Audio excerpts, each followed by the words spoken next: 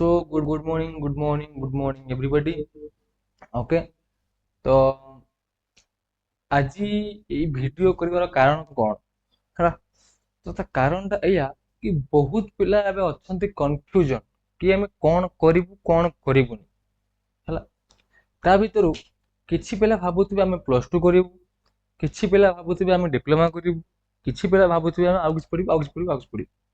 ତ ଏଇ ଯୋଉ ଭିଡିଓଟା ରହିବ, ଏଇ ଭିଡିଓ ସ୍ପେଶାଲି ସେଇ ପିଲାମାନଙ୍କ ପାଇଁ ଯୋଉମାନଙ୍କ ମନରେ କିଛି ନା କିଛି ଗୋଟେ ଡାଉଟ୍ ଅଛି କି ଆମେ ଡିପ୍ଲୋମା କରିବୁ କି ଡିପ୍ଲୋମା କଲେ ଆମ ପାଇଁ ଠିକ ହବ ନା ଭୁଲ ହବ।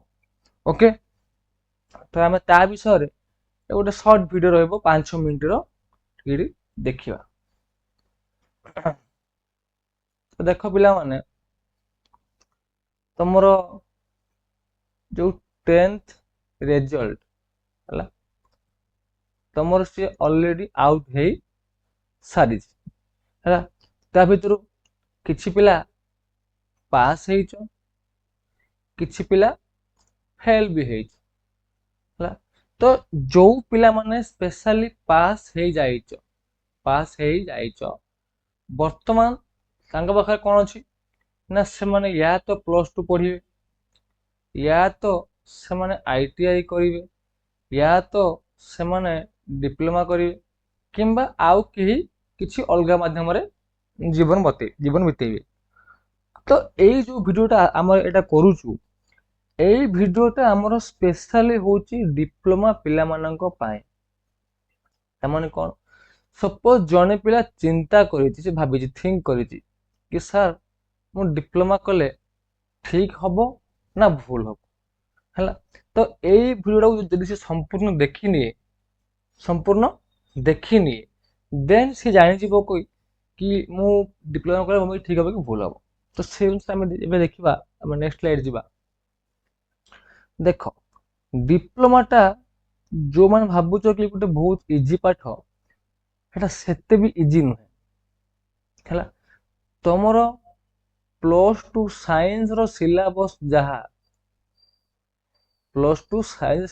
ଯାହା, ସେଇ ସିଲାବସ ଆମର ଡିପ୍ଲୋମାର ବି ରହୁଛି। ଏବଂ ଆମେ ଯଦି କହିବା ଡିପ୍ଲୋମାର, ତାଠୁ ଟିକେ ଆହୁରି ହାର୍ଡ ବି ସିଲାବସ ରହୁଛି। ବୁଝିପାରିଲ? ତ ଡିପ୍ଲୋମା କାହାକୁ କରିବା ଆବଶ୍ୟକ? ଫାର୍ଷ୍ଟ ଥିଙ୍ଗ,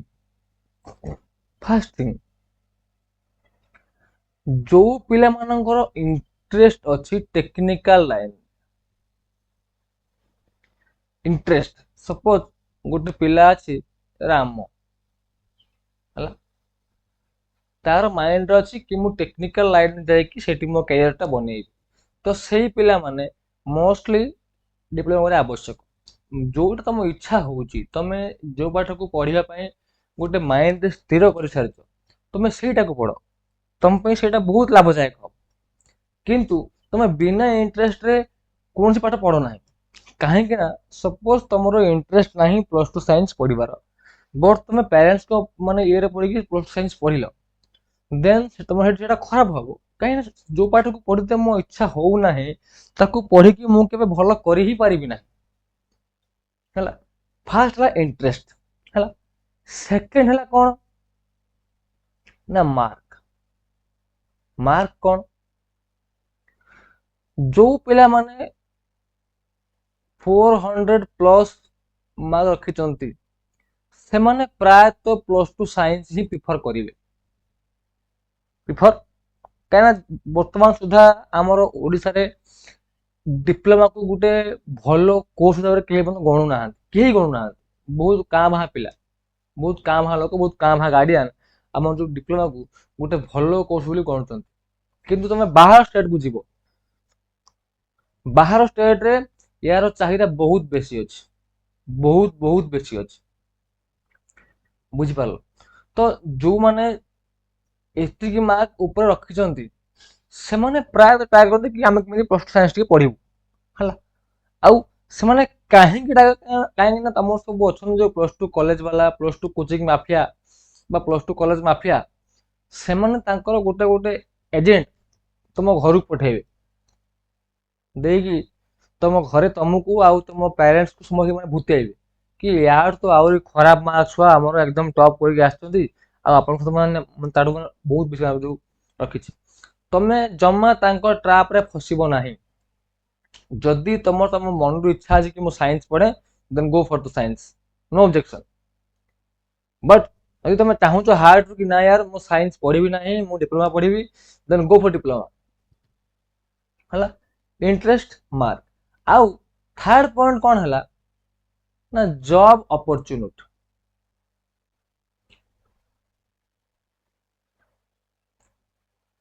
तमे जदि डिप्लोमाटा तुमर 3 इयर कोर्स 3 इयर कोर्स तमे यदि डिप्लोमा 3 वर्ष पढ़िल देन तुमर गोटे छटकाटिया जॉब मैक्सिमम टू 20K भितर तुमको सी मिल जाव अति इजिली मिल जाव किंतु तुम जदि से +2 पढ़िल तो +2 पढ़िला परे तुम से केवल तुम गवर्नमेंट जॉब अप्लाई करि परिबो तो तुमर से जो मैंने +2 पढ़ी जीव आउ से भी गवर्नमेंट जॉब दरमा से सेम जो 20K ही रहिबो तो गोटे पिला जिते +2 पढ़ी जीव है +2 पढ़ला पर सी पुणी एक्स्ट्रा 2 इयर गवर्नमेंट जॉब पे लगिते पड़ो किंतु एठी जी डिप्लोमा पढ़िला से डिप्लोमा जो 3 वर्ष कोर्स कर सारा पर तांकर कॉलेज रे गुटे प्लेसमेंट आसीबो हला जदि से पिला सेठी प्लेसमेंट न पाइला ताहने वर्तमान एते फैक्ट्री मान सब खोलेलेनी तुम जेको जगह जाए इजिली जब मन जब गोटे अप्लाई कर तुमको से आराम से 20K भाई मिल जाव तो जॉब पाइबार गोटे इजी वे है कौन ना डिप्लोमा +2 अपेक्षा एटा पूरा रियल फैक्ट मार्केट रे तुमको एटा कहीं बुझेबेनी बुझी पारलो जॉब जो पाइबो तार रियल फैक्ट मान के तुम डिप्लोमा तुमको इजी जॉब मिल जाव हला देन फोर्थ पॉइंट टिके तुम लिखि दिए टिके उस जगह को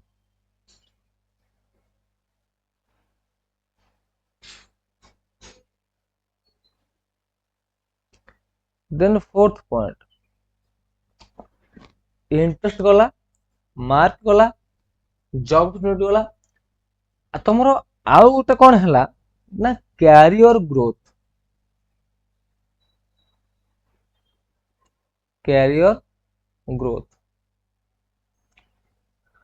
अच्छा एटा एटा पुणी कौन सर ना आमर जो कैरियर ग्रोथ हमें बोली जो कहते सपोज तुम डिप्लोमा पढ़ी जाइछ किंतु तुम से जो 3 वर्षटा को एकदम टॉप एंड कर पढ़ीच तामाने कौन तामाने जो कामटा बड़ बड़ बीटेक करिया वाला पिला माने करि पारु ना तुम ताको इजिली माने जो कर दो तो सेठी तम दरमा आउ 20K रहिबनी तुमर से 40K प्लस हो जीवो ओनली इन डिप्लोमा पढ़ी ओनली डिप्लोमा पढ़ी मु कहून तुम डिप्लोमा आउथरे जो माने बीटेक करिटा पाइबो एटा केवल जो डिप्लोमा रो हला किंतु मैंने +2 करिच बट तुम +3 पढ़ी ना +3 पढ़ी ना तुम +3 लेवल सब जो गवर्नमेंट पोस्ट थी तुमको से पर्यंत पहुंचवा कम से कम 20 इयर प्लस लगी कहीं जेहेतु मु +3 पढ़ी ना तो मत +3 पोस्ट रे पहुंचे मैंने मत गोटे बहुत बड़ एक्सपीरियंस आवश्यक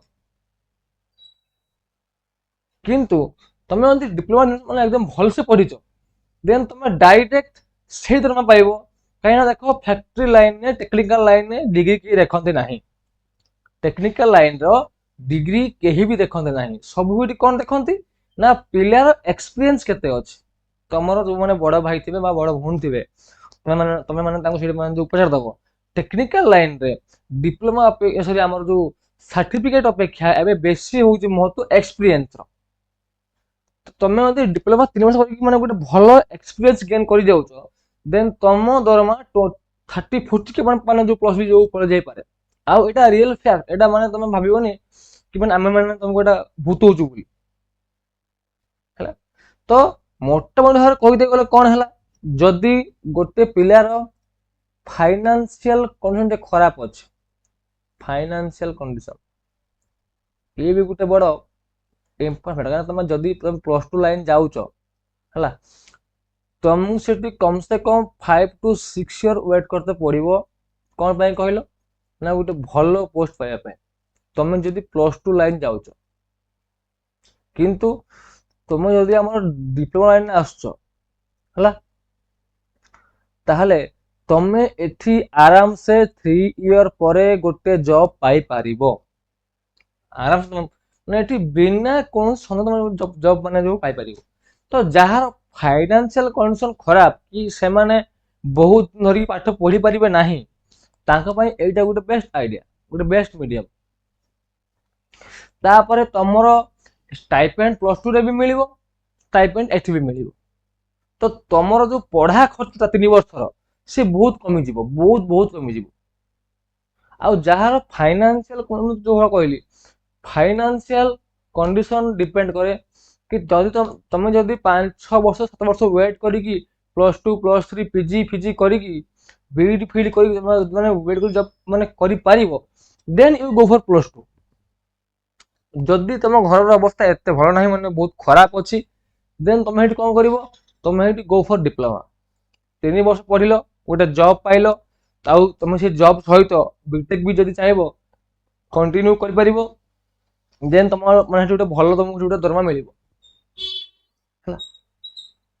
तो जो पिला माने है, जो पिला माने हमरो डिप्लोमा करिया पई इच्छुक हेइच बा एई वीडियो देखिबार जो माने भाबिलो कि सर आमे एबे डिप्लोमा करिवु बोली, तो हमरो तळे एई वीडियो डिस्क्रिप्शन रे टेलीग्राम चैनल रो लिंक अछि, टेलीग्राम चैनल रो लिंक अछि। तमे कौन करिवो ना, तमे से जो टेलीग्राम चैनल रे जॉइन हो जाओ हैला। जॉइन माने आम कौन करिवु ना, तुम जो डिप्लोमा हुए तुम सेठी डिप्लोमा रे रजिस्ट्रेशन हुए हैला, देन तुम सेठी काउंसलिंग भी हुए हैला। आ काउंसलिंग रे बहुत पिला बहुत भूल कर दियंती। भूल कौन करती, जदि गोटे पिलार मार्क अच्छी सपोज 480 मार्क अच्छी, देन से निश्चय गोटे भल कॉलेज पाइबार योग्य। किंतु जदि से काउंसलिंग भूल हो जाउची, देन से सबुठु खराब कॉलेज पाइबो, सबुठु से बैड कॉलेज पाइबो। एटा से कहीं पाइला कहीं ना काउंसलिंग भूल हो गला, काउंसलिंग भूल हो गला। तो से काउंसलिंग ठीक को हबो ना, आमे तुमको डिप्लोमा रो रजिस्ट्रेशन आ काउंसलिंग बोथ रो सपोर्ट दबु, सपोर्ट दबु। सपोर्ट दबु माने कोन ना, तमरो जोउट जोउट जहा जहा डाउट आसीबो कि सर आमे एइडी कोन दबु हैला, आमे तमर जो कॉलेज